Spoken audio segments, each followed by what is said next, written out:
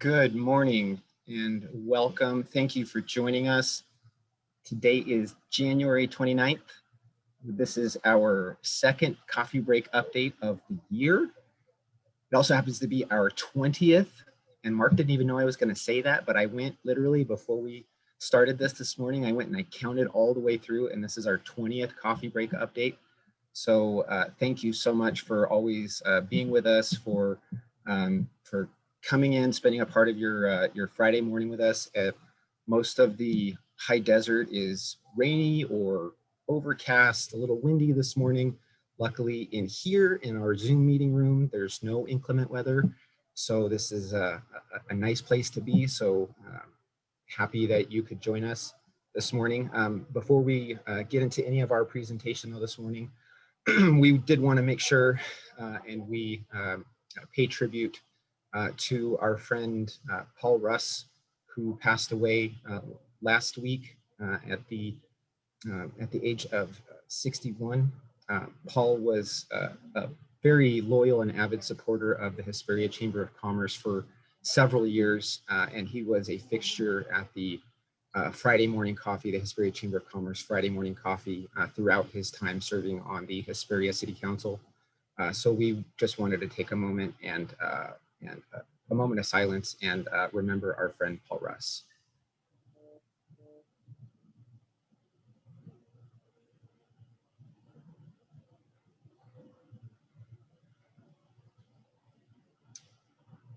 All right, thank you so much for joining me in that. And thank you again for joining us for today's coffee break update. As always, we have joining us, of course, the executive pastor of Victor Valley Christian Church, Neil Harris. Good morning, Neil. Hey, buddy. How are you doing? I'm well. How are you? I'm very, very good. Are you staying dry out there? I'm trying to. I'm doing my duties here from a trailer in my in-laws' backyard as we are making some transitions in our life, and so I am listening to the rain pound down on this tin roof, and it's awesome. I love it. I love this weather. That's fantastic. I am sitting in my cubicle, which you can actually see behind me. Normally you'd see a backdrop of Hesperia, which I usually put behind me, but it just felt really weird to have a nice sunny blue sky backdrop when it's like that out there. So I chose not to do that. So this is a little bit more representative of reality today. So enjoy it. I actually cleaned it up all for you guys. So this was all for you. And of course, we have our 00 CEO, Mr. Mark Creffield. He is on with us. I don't have anything to ask Mark, so we'll just keep going. If you have any questions this morning for any of our presenters, please use the chat function in your app. If you're on a computer, it's at the bottom of your screen, and send those questions directly to Neil Harris. And as time allows, we will get those questions to our presenters. We have several presentations for you. Of course, we have our city updates for you this morning. We have a few sponsors, and we have a special COVID-19 vaccination update from County of San Bernardino Deputy Public Information Officer, Felisa Cardona. She will be with us in a little bit. But first, we want to hear what is happening in the City of Adelanto. And to help us do that, as always, is the Mayor of the City of Adelanto, Mr. Gabriel Reyes. Good morning, Mayor Reyes. Good morning, everyone.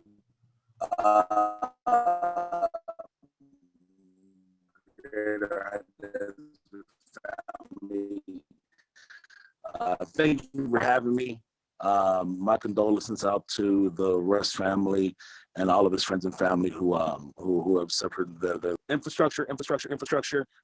We've been able, a lot of the projects that we approved towards the end of 2020 are on their way and they're breaking ground. We have several water lines that are going out to new areas of development.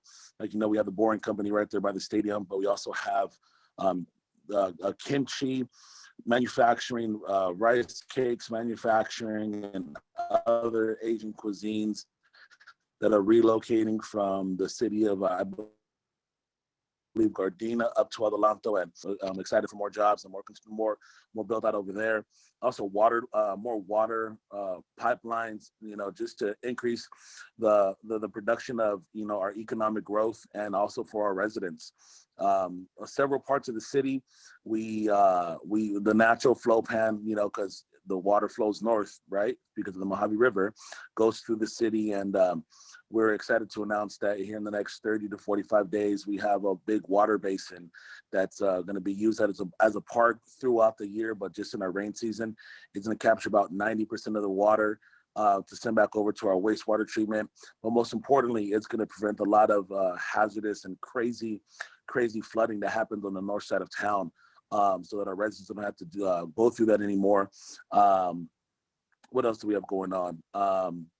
Our solar project that we approved and that you guys have seen through the city, through the stadium, everything that the city owns.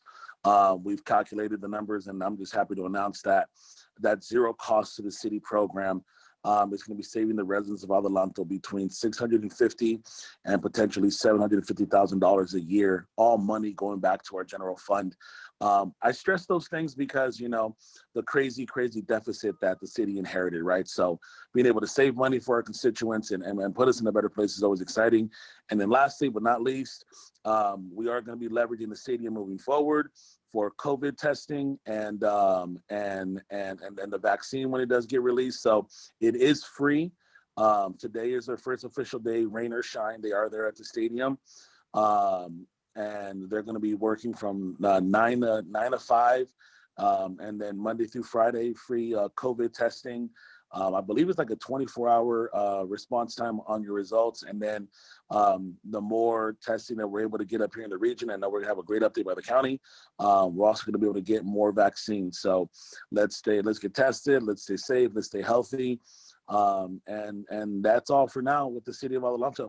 Thank you, guys. Absolutely. Thank you so much for joining us and for that informative update.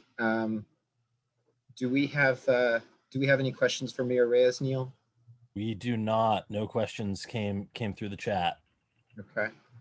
Well, thank you so much, Mayor Reyes. You hit all the points, and so we appreciate it. We have, as always, several sponsors for our coffee break update, and I want to introduce you to the first of those.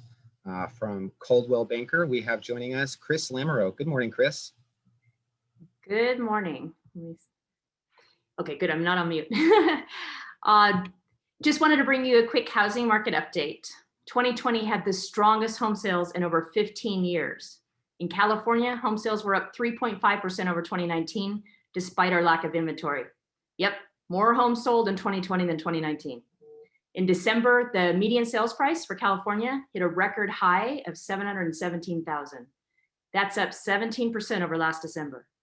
And in the Inland Empire, the median sales price was up 16% and sales were up 34% over prior December. Also in December, the High Desert median sales price was over $310,000. That's nearing our peak from the last market upswing. In December, we showed phenomenal increases in total sales over 2019.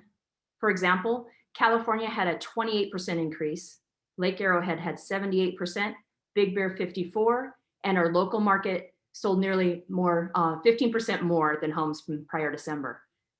When sales increase in secondary homes such as Big Bear, it's a sign of a very strong housing market. Essentially, we're not experiencing this seasonal slowdown for winter. We have a very strong buyer demand and need more homes to sell. Here is another great statistic. 60% of homeowners have over 60% equity in their homes. Foreclosures are at a 40-year low. Basically, anyone who needs to sell or wants to sell, we can get your home sold. Economists also predict that there will be prices rising this year for housing, and the low interest rates will continue in 2021. Lastly, I'm very proud of our Coldwell Banker agents selling over $400 million in 2020, making them #1 by leaps and bounds. $405 million versus #2 at $251. Clearly, Coldwell Banker professionals are market experts, dedicated to customer service, and are supported by an amazing marketing team.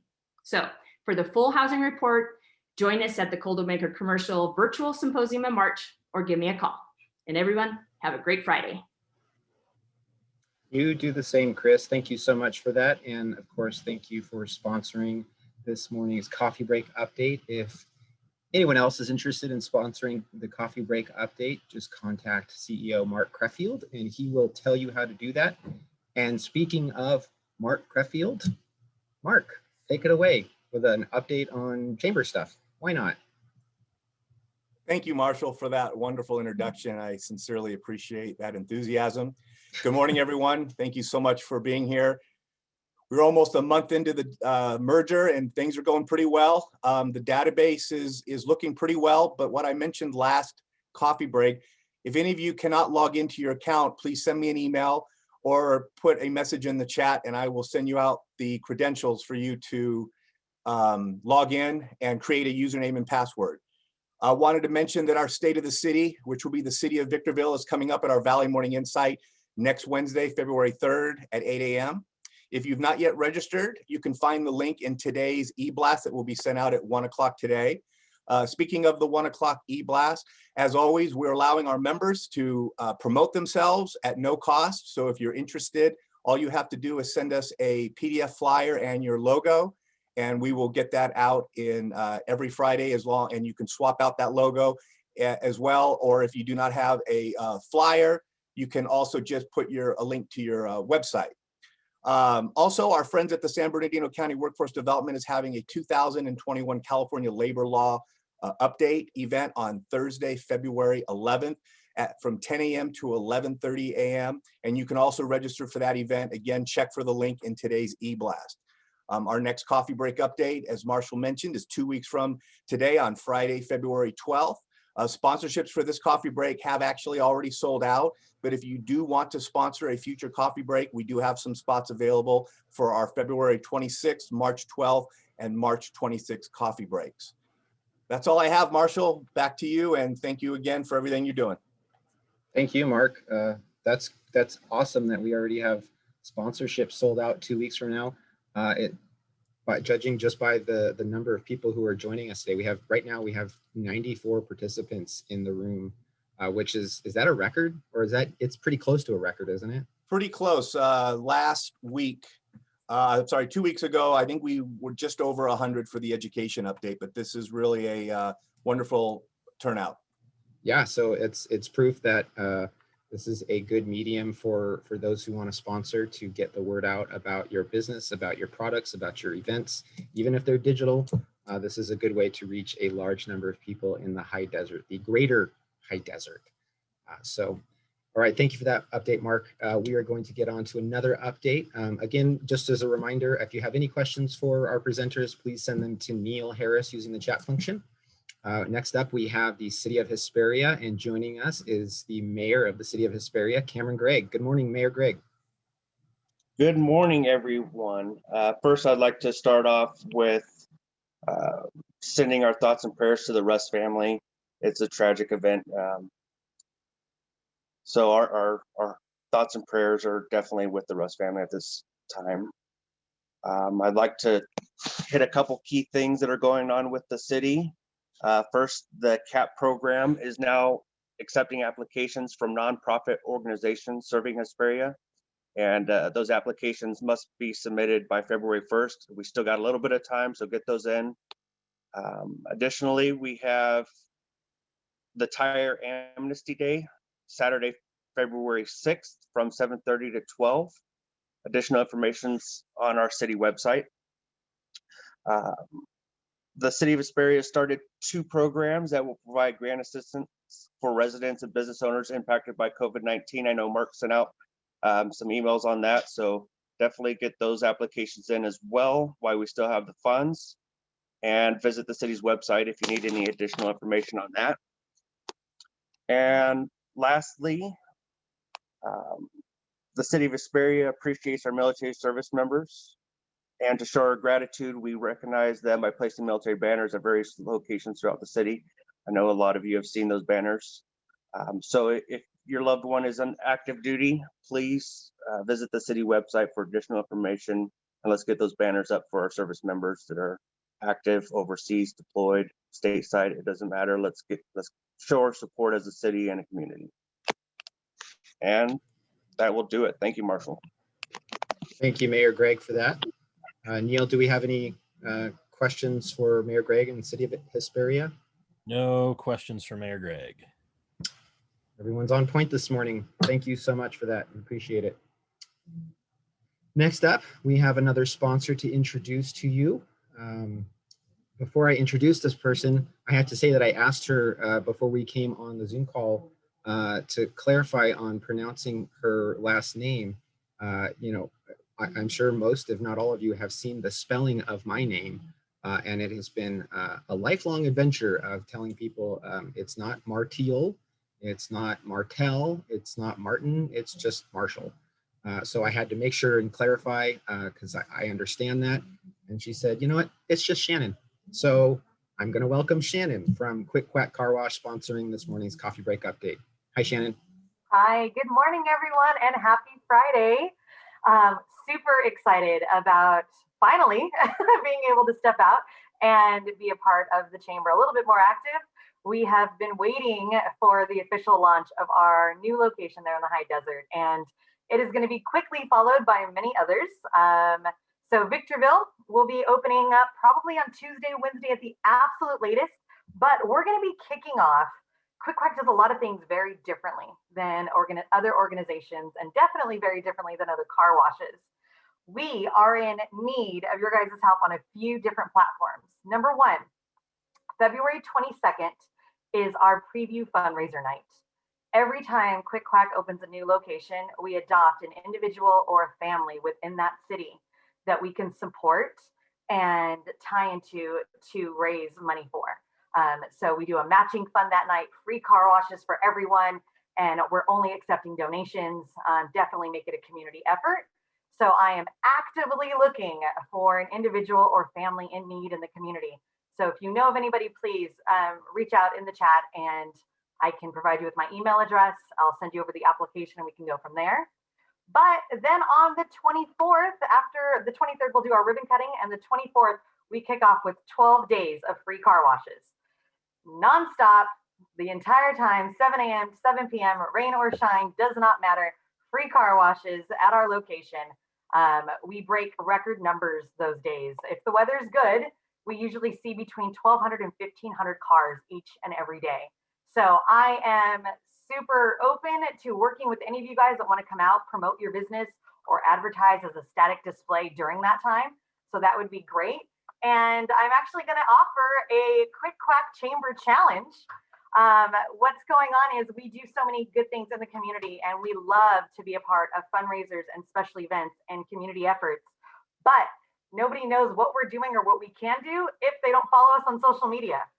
So sadly, our Victorville page has 5 likes if by kickoff. So if by the morning of February 24th, we have at least 1,000 likes and followers, I will be coming back to the coffee break here on the 26th and giving away to one lucky chamber member that is an active member and also likes Quick Quack 1 year of free car washes. So 1 year of free car washes. And let me tell you, within 3 to 4 months, we'll have 3 locations out there in the high desert. So we're super excited, and reach out for anything at all that you may need, a clean car or just some support in the community. Thank you, guys. Thank you so much for that, Shannon. I just went and liked the page. So there you go. And I think a few others, I was watching a few others do the same as well. So thank you so much for that. That's great. We appreciate the sponsorship of the coffee break update, and we look forward to seeing you back here again soon. Next up, we have our friend from the City of Victorville, who's going to tell us all about happenings in the City of Victorville, Public Information Officer Sue Jones. Good morning, Sue. Good morning, Marshall. Good morning, everyone. So good to see you, even if it is just virtually today. And Shannon, let me start by thanking you and Quick Quack for investing in Victorville, and welcome. We're really happy to have you. I wanted to begin by following up on a question that I got the last time I presented at Coffee Break, and someone had asked me about earth movement and construction that was going on southwest of Restaurant Row. And I wanted to report back to you that that's actually construction of a new residential tract of homes, a residential home tract from KB Homes. And it's on 44 acres and it's a 160 lot residential tract. And this really is a huge milestone for Victorville. Our planning division has told me that this is the first brand new residential tract on clean land, like that no other houses or development has been there. This is the first time that's occurred since the Great Recession that occurred in 08, 09. We've had other homes built, obviously, but they've been in residential tracts that were already under construction. So this is a huge milestone, and it kind of speaks to what Chris was saying from Coldwell Banker. Our housing market is extremely strong. Also wanted to share with you that we are working on our general plan update, and this is huge for the city. This is the guide that helps us plan for future growth and development in our city and also changes that occur. And it's really looking out about 20 years. And we invite all of you to participate in this process. We're going to have several workshops throughout the process. Our first one is going to kick off on this coming February 1st. That's Monday at 5 o'clock on Zoom. And this specific workshop will be with our planning commission and the public, and we'll be talking about future housing needs in Victorville.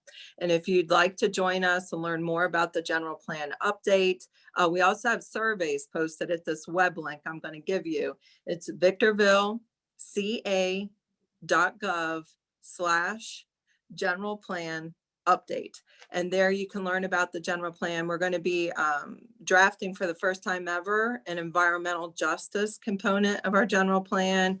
And there's many other components, the housing component, safety, etc. So please, we want to hear from you, and please participate. Also, we're seeking to fill some vacancies on our homelessness solutions task force. This is a group of community stakeholders that is helping the city seek funding opportunities, put together programs and activities, as well as plans to help us lessen homelessness in our community. The deadline, if you're interested in applying, is again, February 1st. And you can learn more about this opportunity and complete an application on our website at vv.city/HSTF for Homelessness Solutions Task Force. And I wanted to just give you a really quick update. Since putting this group together back in 2019, we've had tremendous progress and success. Our Desert Haven, which is a collaboration with the county, is completed with the upgrades. That's a 31 unit housing facility for chronically homeless that is the refab of the Queens Motel out on Stoddard Wells. And we expect that they'll begin taking occupants this spring, which is really exciting. And our task force has also helped us with planning for a larger homeless shelter facility / free medical clinic that will be located on First Street, and we're calling that our wellness center. This will be a 168 bed homeless shelter, and it'll have wraparound services to help end the cycle of homelessness.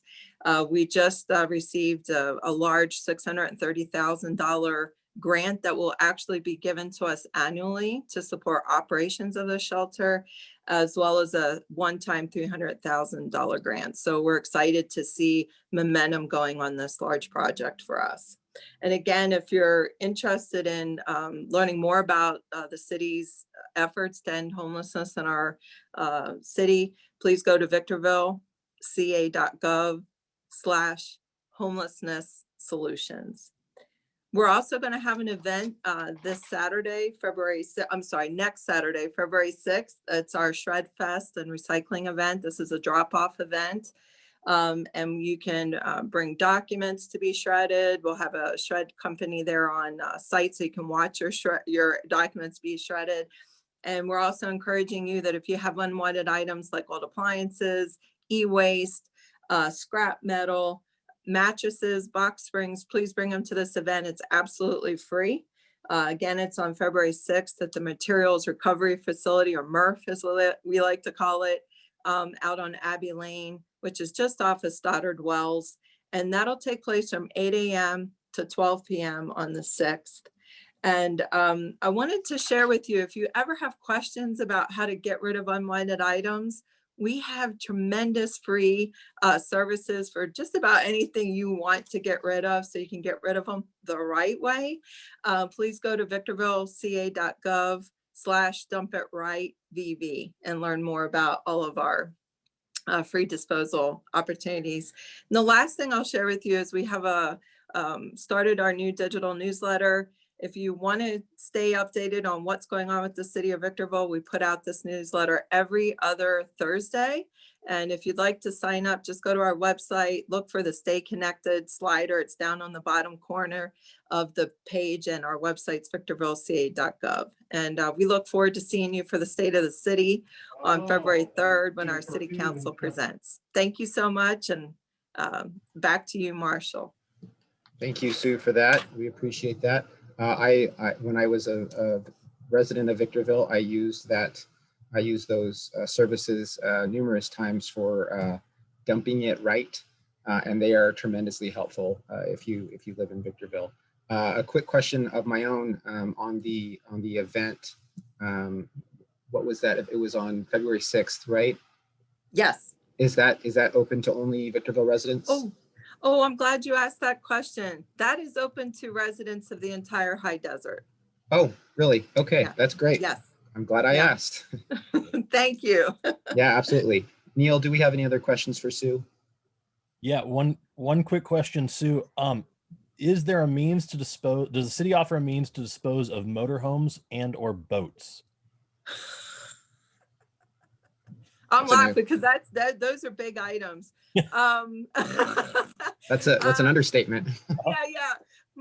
I know you shouldn't leave them in the desert. We have people doing that, and believe me, we had to buy a grapple truck just so we could pick them up and get rid of them ourselves because they're unsightly. I will have to check on that. If you would like to email me, I would be happy to talk with our environmental programs folks and get back to you, or leave the information in the chat.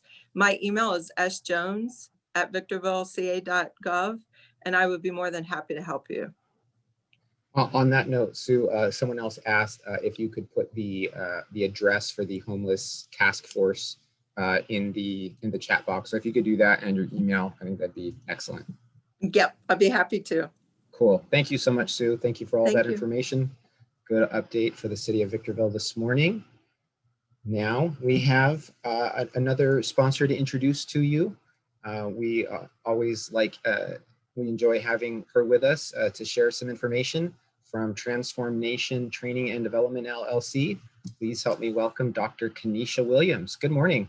Good morning, family. Good to see you again, Kenesha Williams. I just have a couple of seconds because we have a short commercial. I'm going to drop the information in the chat box. I am looking to work with 3 companies who are looking to have a free short 30-minute training about leadership to inspire their teams. So the first 3 people that email me, I put my information in the chat box, you are the winner. And then we're going to play the short commercial to give you some information just about what I offer to add value to the leaders in this area.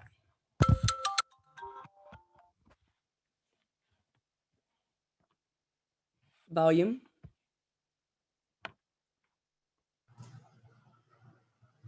I don't think we can hear it. Yeah, we can't hear it, Neil. Best leadership team in the... Hello, my name is Dr. Kenesha Williams, and I am the proud owner of Transform Nation Training and Development, LLC. I also happen to be a part of the best leadership team in the land, which is the John Maxwell team, where I am certified to be a teacher, facilitate, speak, and coach individuals and their teams in leadership development, professional skills, as well as personal growth.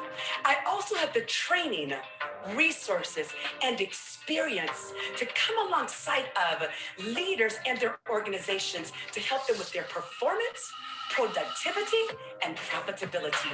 Whether you're looking for someone to do a coaching at a workshop, to do sales teaching, to work with your leadership, to work with your nonprofit, I am the woman that you're looking for. I have exclusive content that is customizable to fit the needs of you and your organization. Hey, I look forward to coming alongside of you and supporting the need of your organization. And I promise you, when you leave the presence of myself along with TFN, you will be excited and stirred to change, and you will leave with actionable steps to create productivity. I look forward to working with you.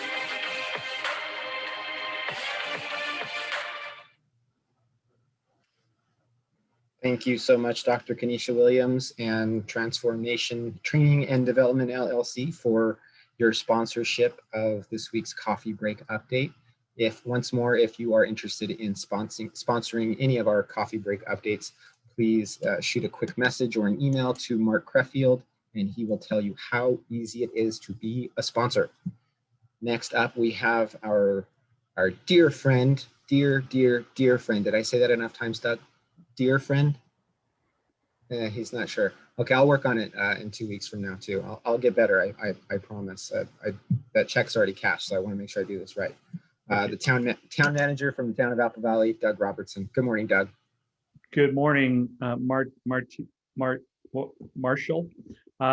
So I took your words to heart and actually changed my background because I had a sunny background as well, and it was raining, and actually an amazing thing happened. While Kenesha was speaking, literally while she was speaking, the sun came out. I don't know how she does that. It was pretty incredible to watch. So I switched my background to the sunny background again. So although the clouds seem to be coming back now for some reason, I'm not sure entirely why. So California had a new COVID response this past week, Monday. The state lifted its regional stay-at-home order for reasons I cannot fully explain. Not that I'm complaining about it. It just seems like, once again, the criteria used for decision-making at the state level just kind of continue to be a moving target. So, but we are now reopening. We're back in the purple tier, which means that restaurants can reopen for outdoor dining. Personal care services such as hair, nail salons, and barbershops can reopen too. I get the sense not everybody closed this time, but we'll see who opens and how. To learn more about the purple tier allowances, visit sbcovid19.com. Kind of an interesting thing happened last Friday. I learned that we had an ABC, Alcohol Beverage Control team, canvassing restaurants and bars in Apple Valley, advising them, don't know how that went, to scale their businesses back to what the statewide order said. At that time, it was actually takeout only. We didn't get any notice of this. The first I actually heard about it was on Facebook. I saw one of the restaurants advised their customers that they were takeout only because they just had a visit from ABC. That's actually the first time that I'm aware of that ABC has done that in the high desert. So if you do own a business, and I know a lot of you do, just be careful. If you're not operating within the state's rules, apparently California finally knows where the high desert is. So be careful. As a result of the lifting of the stay-at-home order, we are once again offering in-person services in Town Hall, development services, and our animal shelter. For hours of operation, visit applevalley.org. This Saturday, I guess tomorrow, at Lions Park, we have a tire amnesty day where you can come and drop off passenger tires from 8 to 2 p.m. And then also with the lifting of the order, our household hazardous waste collection facility is back open again every Saturday from 10 to 2. Those are for Apple Valley. Both those are for Apple Valley residents only. So we are asking the public to get involved with our budget this year in a different way. I'm dropping a link in the chat box right now. Applications for our Citizens Budget Advisory Committee are available at that link. This committee will help us throughout the spring as we look at our budget challenges that we're faced with this year. We're looking to get a broad representation of recreation users groups, builders, developers, and just general members of the public.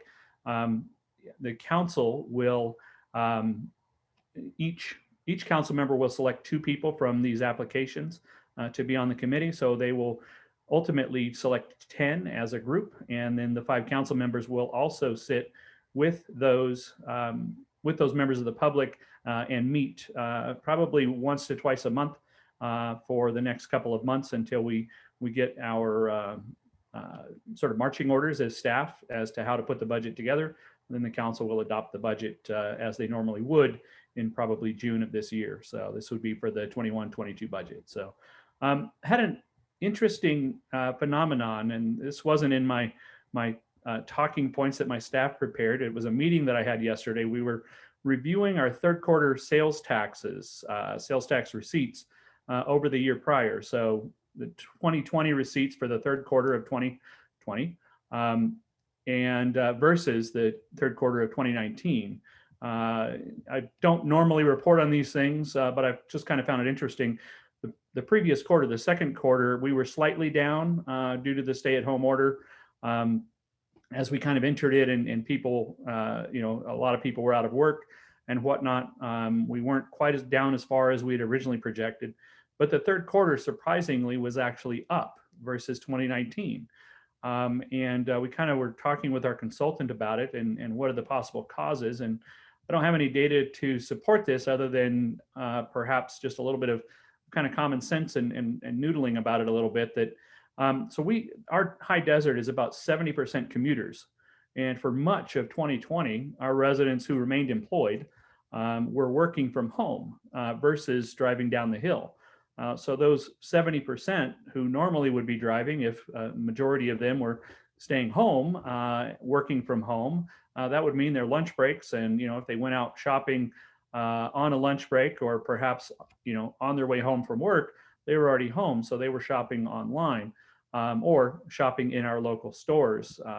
So it was just kind of interesting that sales taxes were actually up. We still think we're going to be down versus what we had projected for this entire fiscal year. It was kind of an interesting phenomenon. Sales tax from online shopping was actually up over 60% countywide. This is due in part to the Wayfair decision, but also obviously due in part to increased shopping at home, not just from Amazon, but also many traditional brick and mortar stores. Home Depot has a huge online presence now.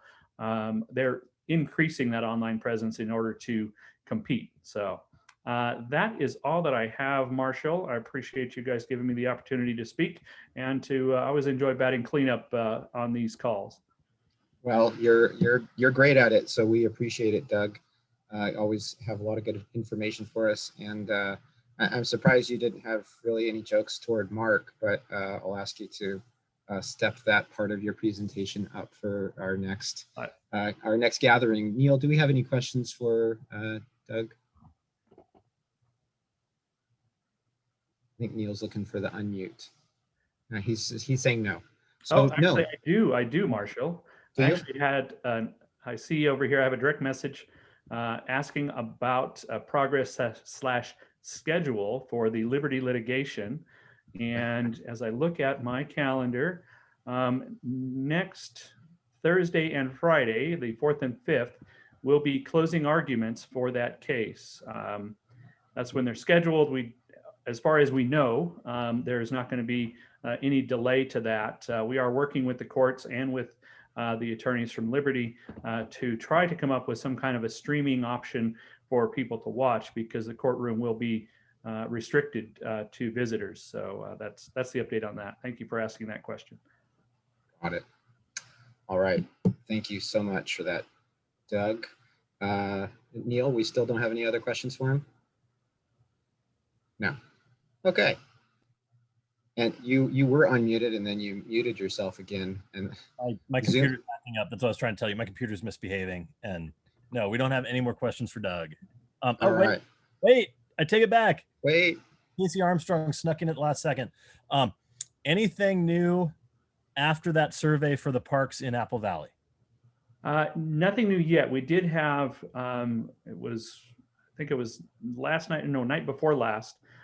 We had an online chat group to discuss the park at Standing Rock and some other issues. Still collecting information in order to submit our grant application. So I think grant applications are now due in March. They were originally due, I want to say, December, and they gave us a little bit of an extension there so that we could continue to get public input. All right. Excellent. Thank you so much once again, Doug. That's always good to hear all the information that you have to share with us. And now we have our special presentation. We have joining us from County of San Bernardino, the Deputy Public Information Officer, Felisa Cardona. She is going to share with us a COVID-19 vaccination update. Good morning, Felisa. Good morning. How are you doing? We are well. Thank you so much for being with us. We really appreciate it. That's great. Some of you may have seen me on my computer trying to answer folks, trying to get appointments. Oh, it's a little crazy out there, I have to tell you. Well, I just kind of want to take a step back from vaccines for a second and talk about COVID-19 in our county generally, just to kind of paint a picture for you of what we're going through. Some of you already know this, but it's always good to have a frame of reference. About 271,000 people in our county have contracted COVID-19. So that's more than 250,000 people. And we have 2.1 million people in our county. More than 1,700 people, unfortunately, have died from COVID-19 to date. A total of 2.1 million COVID tests have been taken in the county since we began testing people back in 2020. The positivity rate is about 14.5% and needs to be under 8% in order for us to begin opening more business with less restrictions. Right now, as you all know, we're in the purple tier. The governor recently lifted our regional stay-at-home order after viewing projections that showed our ICU capacity will be increasing to 33% in 2 to 3 weeks. That's good news. So the stay-at-home order was lifted, but we're still in this purple tier, which is extremely restrictive still. So not a lot of indoor activity going on in our county.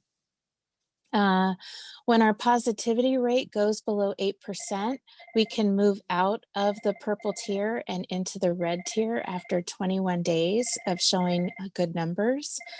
And so now I'll get into the vaccines. So far the county has received 152,600 doses of the Pfizer and Moderna vaccines. Nearly 120,000 doses have been administered in our county, which is really great. So we're doing a good job getting the vaccines into arms, but right now the demand is extremely high. So it feels like people are scrambling to get something. That's because we don't have millions of doses on hand to accommodate everybody. The state of California has developed a phased-in approach to the vaccines. As you may already know, we are in phase 1A, tier 1, 2, and 3, which is a fancy way of saying frontline healthcare workers, emergency responders, emergency EMTs, paramedics, all of that. And that was opened in the county on December 16th. That was the first day we received vaccines for that population in our county. On January 13th, Governor Newsom announced that he was going to include anybody age 65 and older in that phase. And so on January 14th, the county began vaccinating people 65 and older.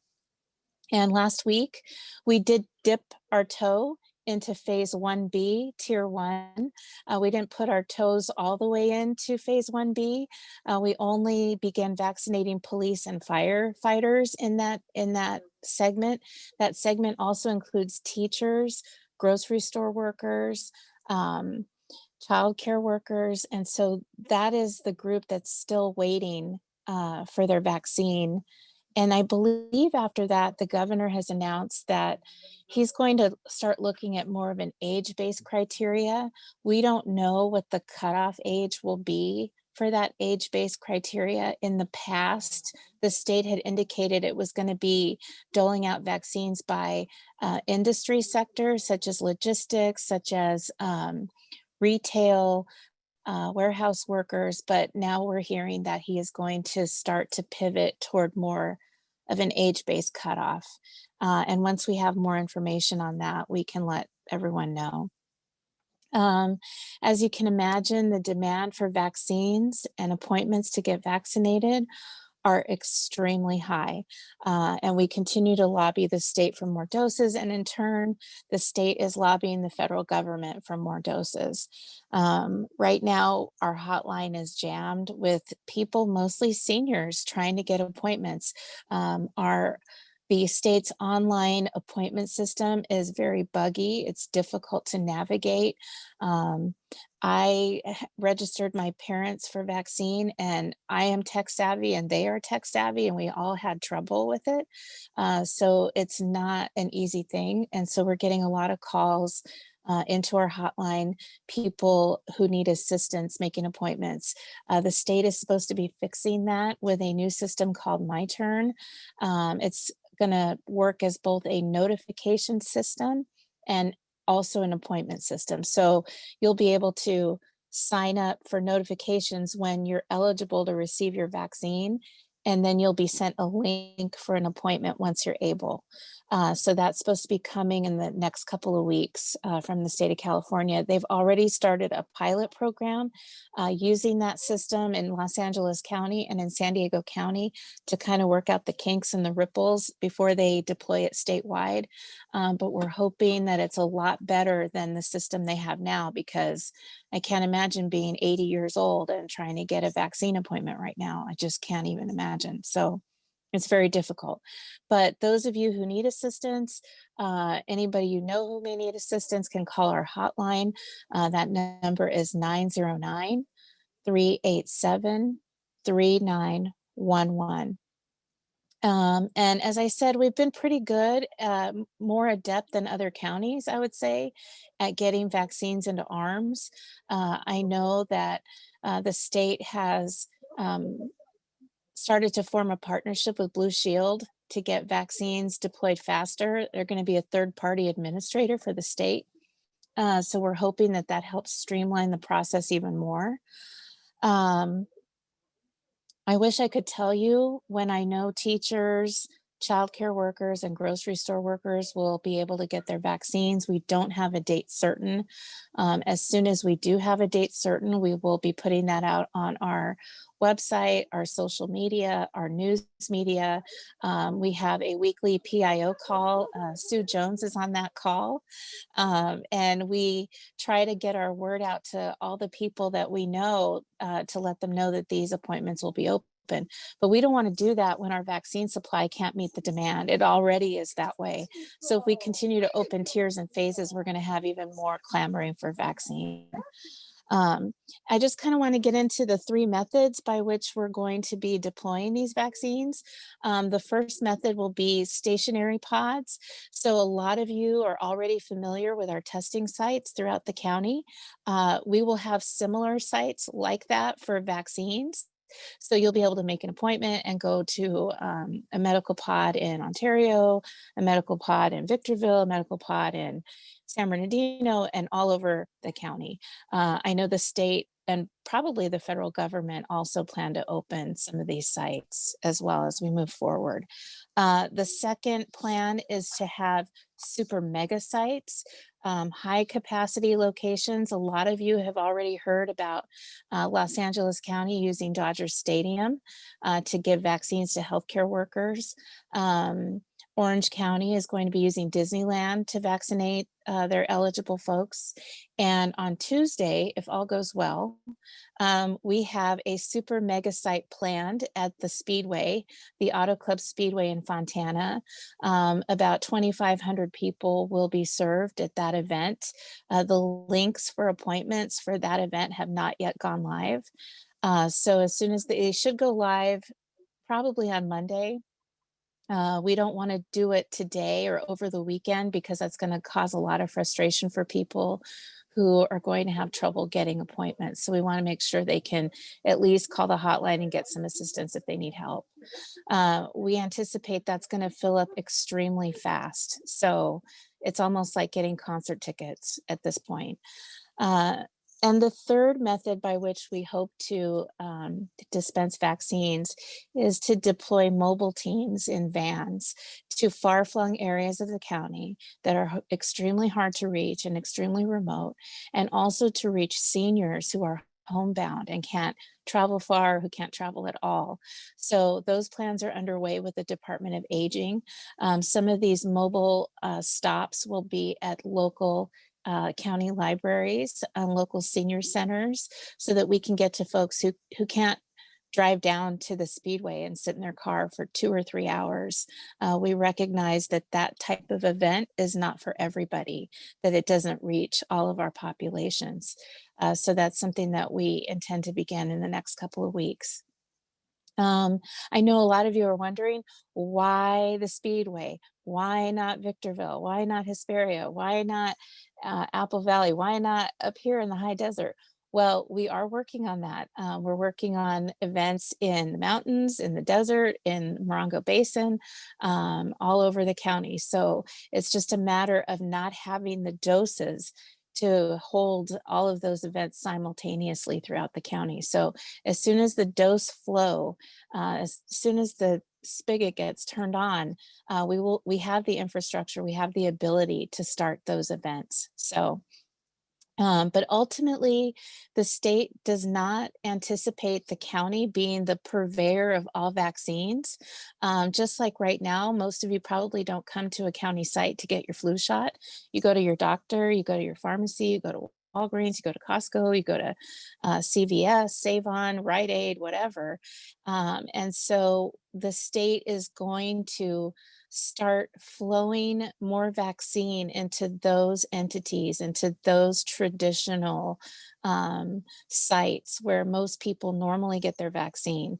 And so that doesn't mean that the county will be out of the picture, but we won't be the end all be all in terms of how people get their vaccine.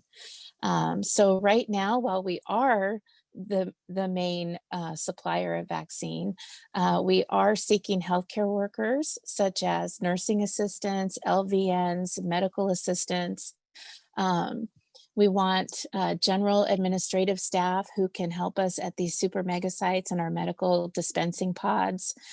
We have these job listings on our jobs board at sbcounty.gov/jobs, and I can send these links over email. I would do it in my chat, but I'm doing this Zoom from my iPhone because my computer doesn't have a camera on it, so it's hard to type. So I will send them on after this meeting. And then a second board we have is for volunteers. So we're also seeking volunteers who just want to roll up their sleeves and help the county, help their communities to work at these vaccine sites. And that's at hr.sbcounty.gov/volunteer hub. And again, I can send those links on so you don't have to write this all down. Again, all of these plans are contingent on available resources, including available vaccine supply from the federal and state government. But the county is ready to work through all of these issues to get the vaccines to you as quickly as possible. So with that, that is the end of my very brief presentation. Very brief, but tons of information. Thank you so much for all of that. I do have a quick question, and I know it's a question that I've heard others ask, and maybe some are wondering it themselves right now. The second dose. So when you get the first one, and then you get the second, how do you know when you're going to get the second one? Do you get a card? Do you get a fax? How do you find out when and how you get that second dose? So I dream about this all night. I'm halfway kidding. Okay, so when you get your first shot, you're given a CDC card, and it has the CDC logo on it, and it says first dose, and it has a date, and then they write down the type of vaccine you got, whether it's Pfizer or Moderna, and what lot number it was, and then it's signed by the clinic person. And on the back of the card, this is like a vaccine card like your kids have. On the back of the card, it says the date for your second dose. There's a 4-day grace period on each side of the dose. for your second dose. So if you can't get it on that day for some reason, you have this 4-day window on each side. So, and that's for both vaccines. Got it. Now, you cannot get Pfizer and then Moderna, or Right. Moderna and then Pfizer. You have to stick with the same. So as far as second dose appointments, for the first few weeks, we didn't make second dose appointments for people.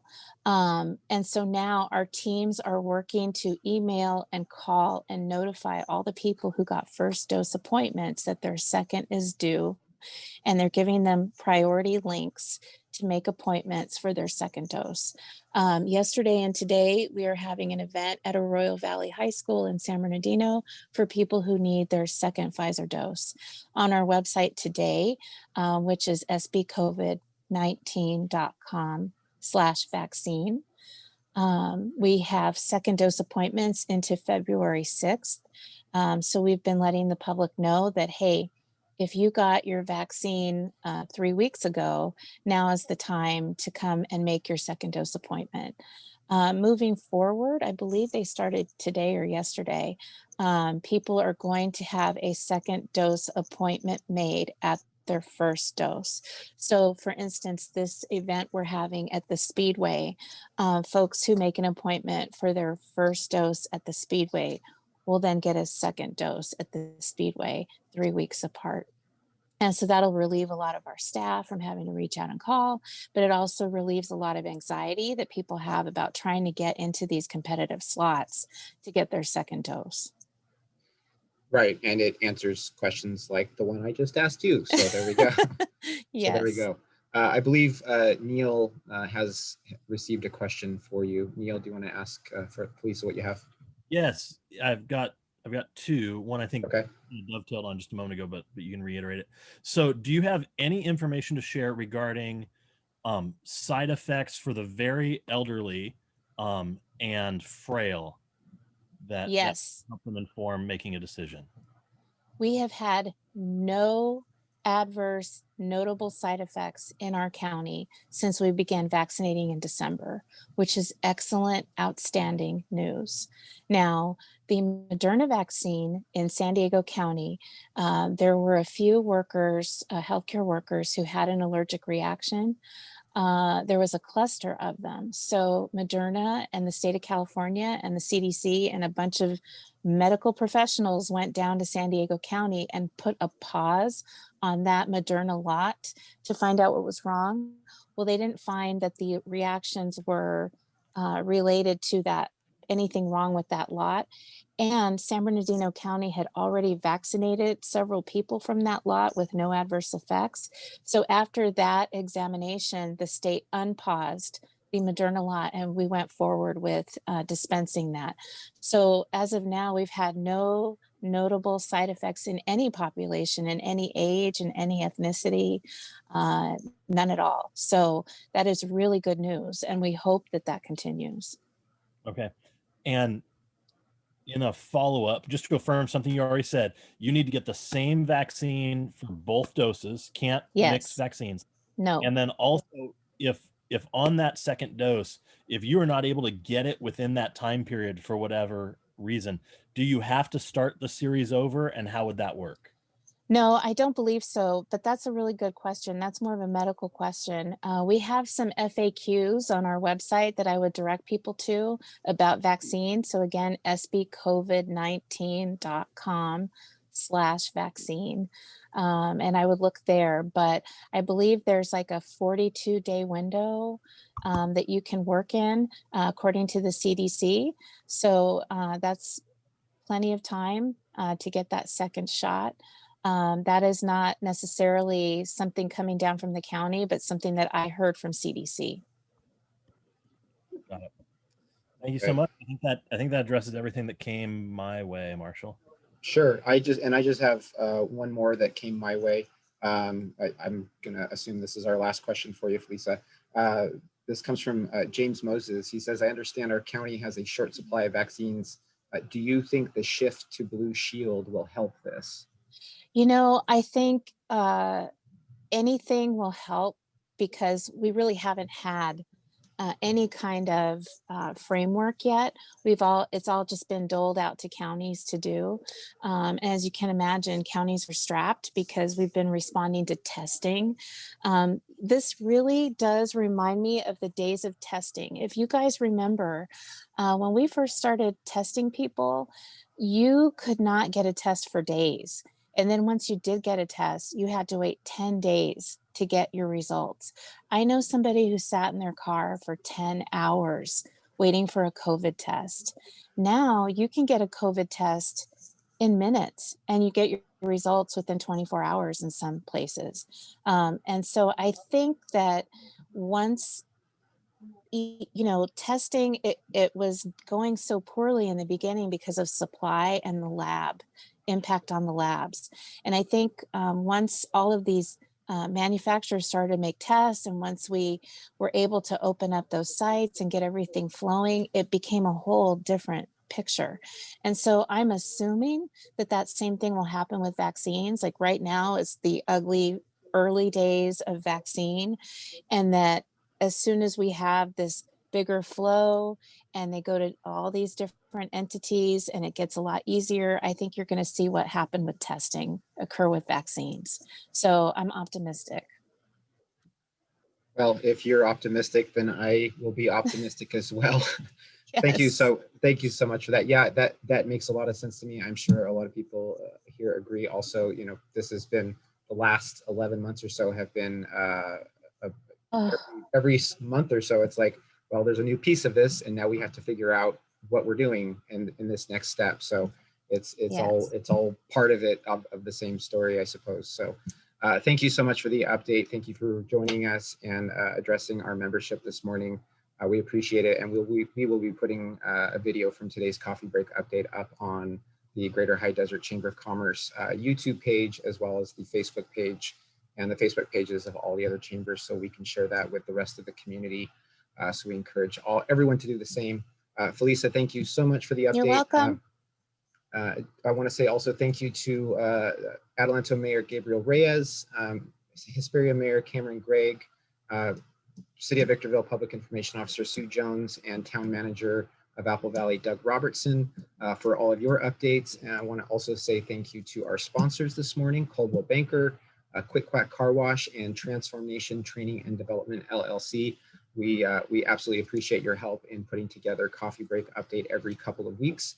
We will see you in 2 weeks on February 12th at 9 a.m. And Neil, if you want to shut off the PowerPoint, and I will remember again how to let everybody unmute themselves. This happened the last time, huh? And then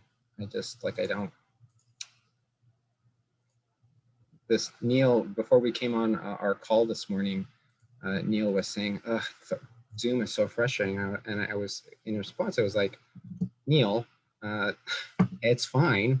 It's just Zoom, Neil. And now I'm trying to just figure out how to let everyone unmute. You should be able to unmute yourselves now. You did it. I did it. Good job, Marshall. Look at me. That's twice now in 1 year. Everybody stay safe. Have a great weekend, everyone. Thank you so much for joining us. Thank you. Great weekend. We'll see you in 2 weeks. See you soon. Everybody, have a good day.